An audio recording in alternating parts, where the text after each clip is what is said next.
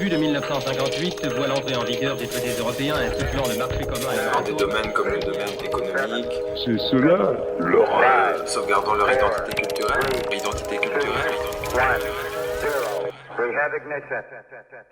Aujourd'hui, vous écoutez le dernier des reportages consacrés au futur élargissement de l'Union européenne. À titre de rappel, ces reportages ont été conçus par 7 jeunes reporters qui se sont divisés les tâches. Lucie et Perrine pour la photographie, Soula pour les traductions, Koz pour la composition musicale, Jimmy pour l'assistance technique, Ben pour la vidéo et le montage sonore, et enfin moi, Franz, pour les interviews et les textes. Nous avons tous travaillé dans le cadre de l'association Impexilus dans la litière, dont vous pouvez consulter le site sur internet. Puisque notre travail touche aujourd'hui à sa fin, l'heure est venue d'émettre une conclusion, ou plutôt des conclusions, puisque nous n'avons pas la science infuse. Plus l'Europe s'élargira, mieux ça sera, mais ça sera dur entre les cultures. Je pense que ça va créer un gros État. J'ai appris qu'en fait c'était aussi un bloc qui se formait, une espèce de force comme ça contre les États-Unis. Je pense qu'ils veulent former une supernation en fait. L'Europe, c'est une organisation économique qui permettra aux pays riches d'aller exploiter les pays pauvres. Il ne doit pas y avoir que ça non plus. Le point positif c'est aussi pour les échanges culturels. L'ouverture des frontières, c'est bien aussi que les gens vont pouvoir peut-être plus facilement étudier un peu partout. Pour les jeunes, c'est bien aussi.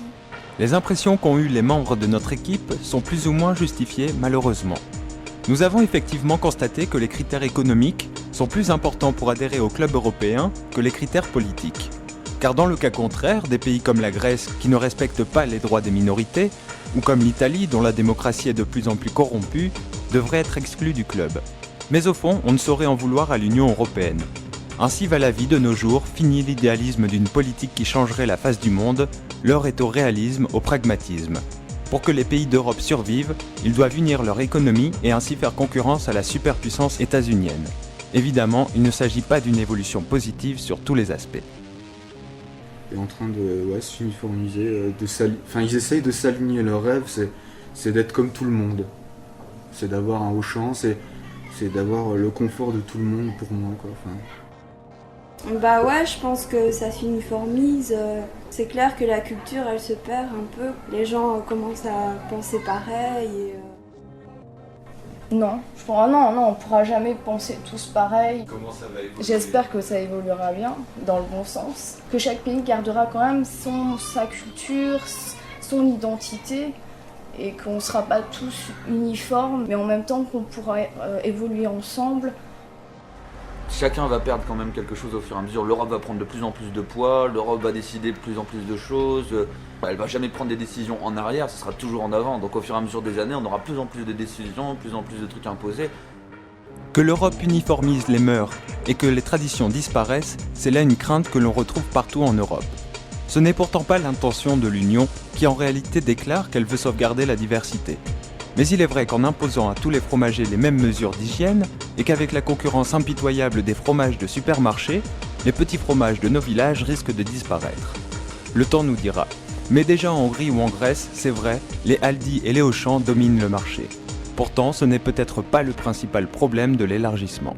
Les pays riches vont avoir beaucoup plus de mal par la suite, je pense. Parce qu'ils vont avoir besoin, pour que l'Europe reste équilibrée, de fournir plus pour aider à développer justement tous les pays qui sont en train de rentrer. Ça va peut-être s'écrouler un petit peu d'un côté pour essayer de remonter de l'autre.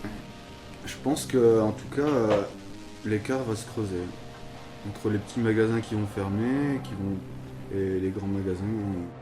Déjà, tout le monde a dit il y a les riches, il y a les pauvres. Moi, je pense qu'il faut donner une égalité au niveau déjà de l'éducation, quoi. C'est quelque chose de très important et c'est la base de tout. Je veux dire, tout le monde a sa chance dans la vie de pouvoir devenir quelqu'un de bien, faire des choses bien, des choses que tout le monde a envie de faire. C'est ce qui manque un peu à la vie. C'est bien là ce qu'il faut retenir de notre travail.